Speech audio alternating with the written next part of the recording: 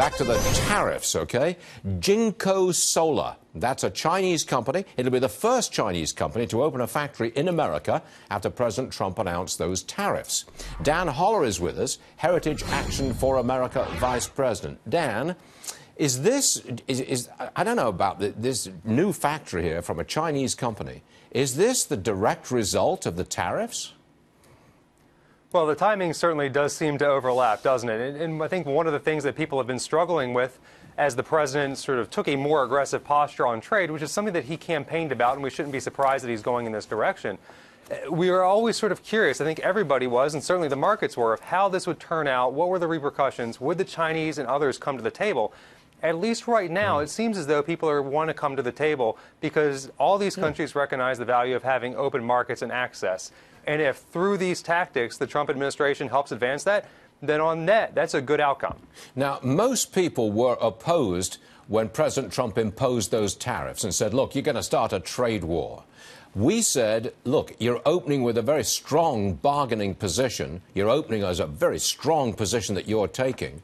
I'm inclined to say that maybe that's working because China is now coming to the table. Would you agree with that? It certainly seems to be. I do think that there is the reaction to overreact to every single thing that happens, especially with this president. So there was probably too much of a reaction when he laid out his initial offer. We should be careful about not making too much of this right now. But it does seem that things are heading in the right direction, and some of these other countries are recognizing that they had too restrictive limits placed on U.S. imports into their countries. And if they're coming around to that and they're investing in the United States, and that's the result, we're heading in a good direction. OK, I want to get back to that $1.3 trillion spending bill. We've got a new Fox poll, and it shows that the GOP is coming back. In October 2017, 35% said they'd vote Republican. Now that number's up to 41%.